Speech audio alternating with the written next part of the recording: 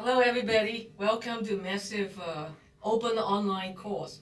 This is part one series of the talk on Malaysia, and today I'm going to be talking to you on the culture of Malaysia. Um, I am Lydia Gunn, Professor of Economics from UNC Pembroke. Welcome to today's session.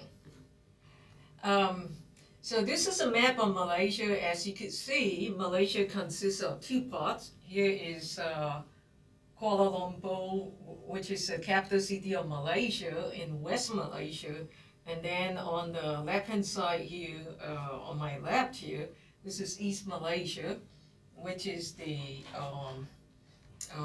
eastern part of Malaysia, and it's separated by South China Sea. West Malaysia consists of 11 states, and East Malaysia consists of 2 states. And it's in a Borneo area shared with the Indonesia, basically. This is the flag of Malaysia, and as you can see, the symbols of crescent, moon, and stars means it's a Muslim country. And this is a crest of Malaysia. It's got two tigers because traditionally tigers were found in the jungles of Malaysia. Uh, Malaysia was a British colony until August 31st, 1957. It got independence from Britain. This is hibiscus flower. You can see anywhere in the United States, in some parts of the state, and it's also the national flowers of Malaysia.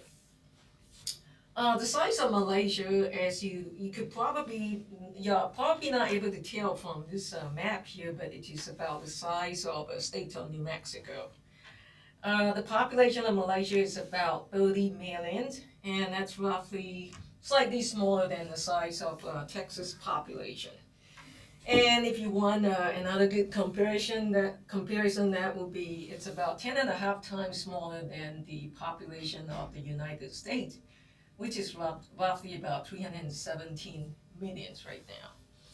So that's a little bit about Malaysia, and the official language of Malaysia is known as Malayu.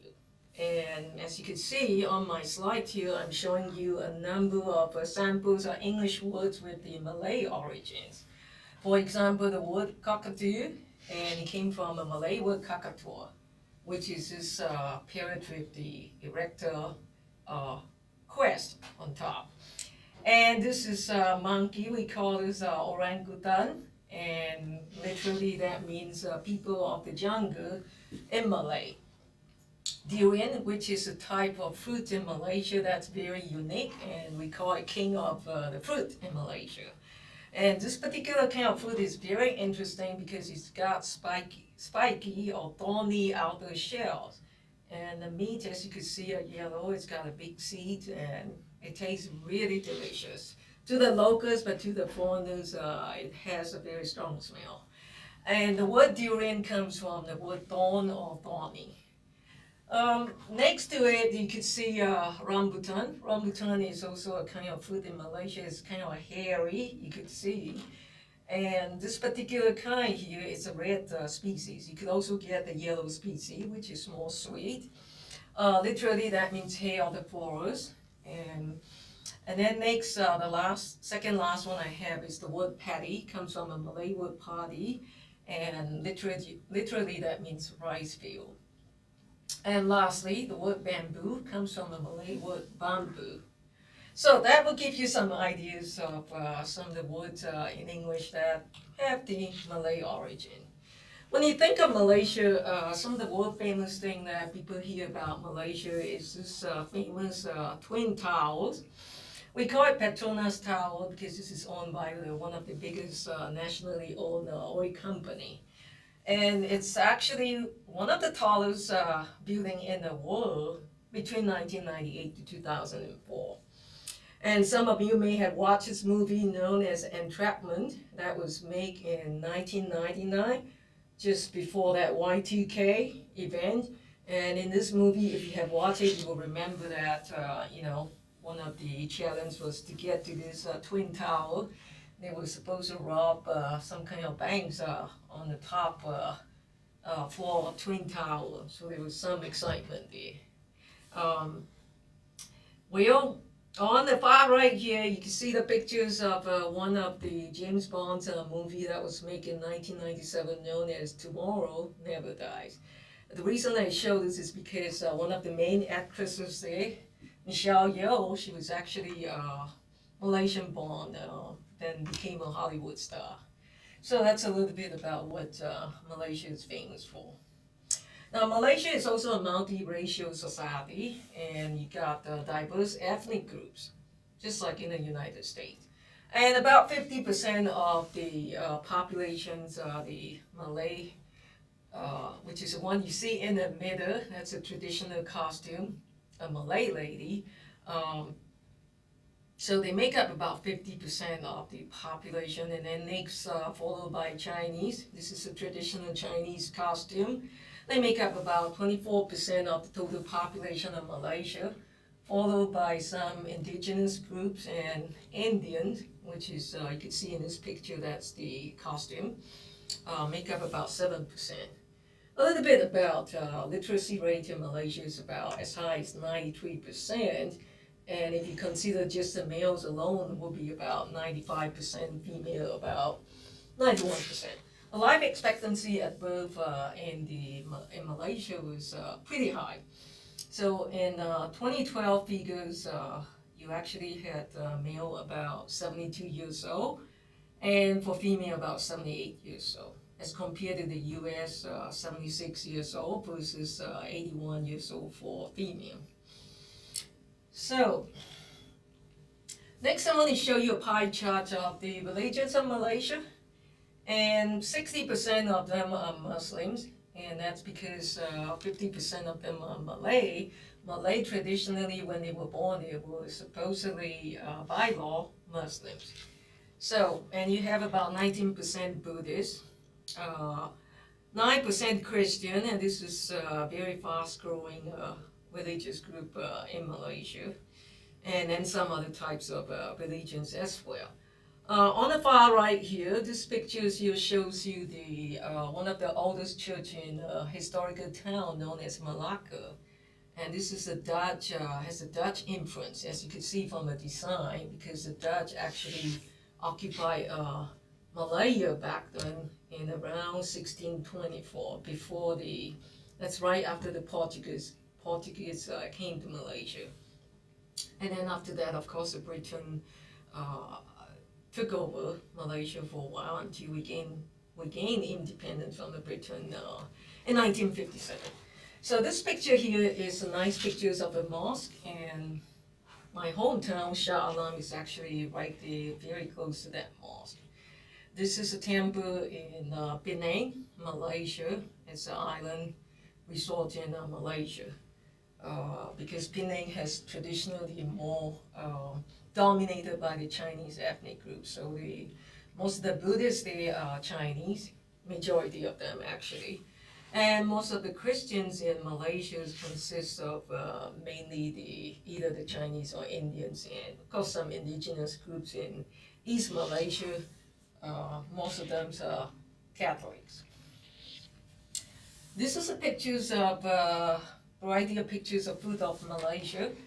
And the top two that you see here, this one is called nasi lemak. This is a kind of greasy rice that's cooked in, they steam it actually. And you eat it with some chicken and some sambal, which is a spicy sauce, some peanuts, dried peanuts, cucumber, eggs. So this is a Malay dish. And satay, just like a word, English word satay, this is usually eaten with the peanut sauce. That's a tastes kind of like sweet and sour. And you eat it with rice cube, cucumber cube. You chop everything up in cubes. And this is onions. Well, and along with some onions. And the kind of meat you have, you could order chicken or lamb or beef. These are the common ones. Okay, at the bottom left here, you see chicken rice, Hainanese chicken rice, and as you can see, Malaysia has big groups of Chinese ethnic group. This is a famous dish known as Hainanese chicken rice, and Basically, you have the steamed chicken, and the rice is very tasty because it's actually made with the chicken broth. And you eat it with chili sauce, which is dipped in some garlics. This is sometimes soy sauce. Okay, the last one on the far right bottom, that's the Indian food known as roti canai. This is a kind of bread that's kind of, it looks interesting. You could have it mixed with eggs or onions if you like. And they're served with three different kinds of sauce with different level of spiciness. And this particular kind is made of bean paste, and this particular kind on the left is made of very hot chili paste. So most of the food in Malaysia is considered extremely spicy. And this is a pictures of various kinds of indigenous art in Malaysia. One of the famous one is known as batik painting. As you can see, that's what the man is doing here. And these are samples of pictures that you can see that are made from batik. This particular design is, they designed it for textile clothes and make shirts and costume out of it. On the far right here, you see a man holding a huge giant kite. And that's a traditional design in some parts of East Malaysia. So they still hold some kind of kite festivals. They're very popular. And that's also traditionally made in Malaysia.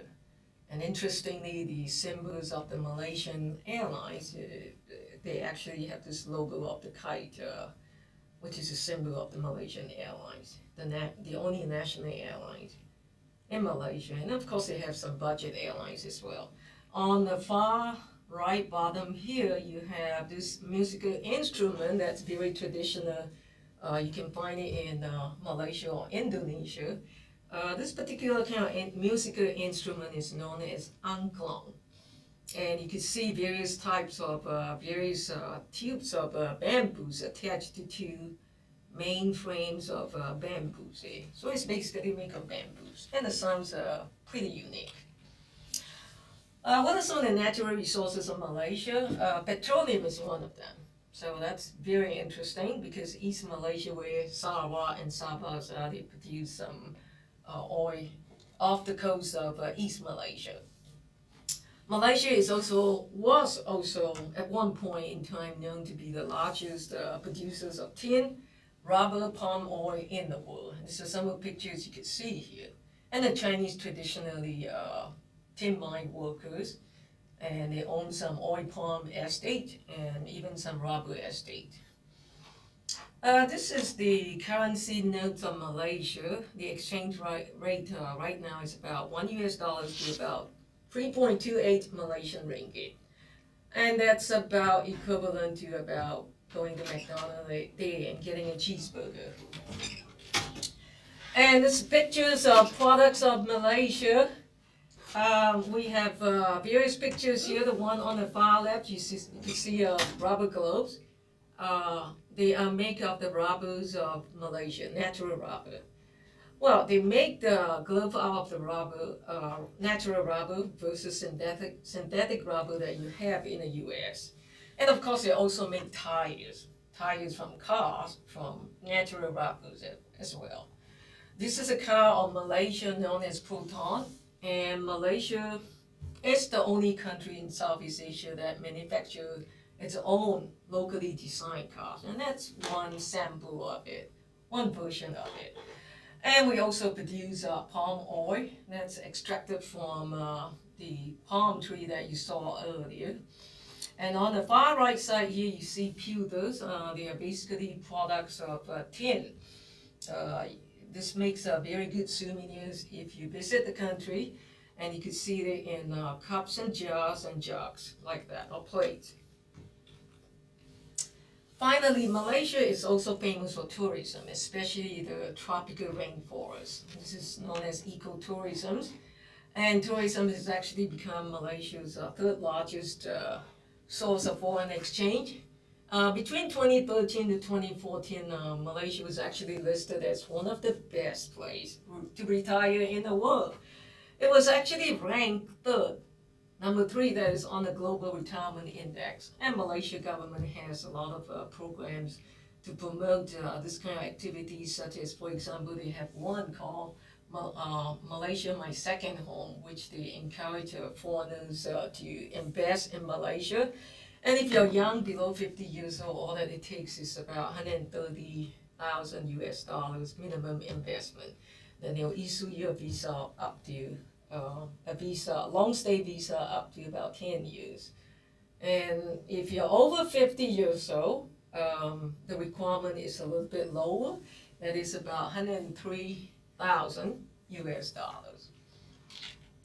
So I hope someday you have a chance to visit beautiful Malaysia, because it's a great country, especially you love the tropical rainforest with some natural scenery. For example, down here, this is Mount Kinabalu, which is the highest mountain peak in Southeast Asia. This is rhino hornbill, pretty birds, one of the most pretty birds you can see in Borneo, East Malaysia. And this flower is very interesting, it's so pretty, and it's huge and giant. The size of this diameter here is about 3 feet.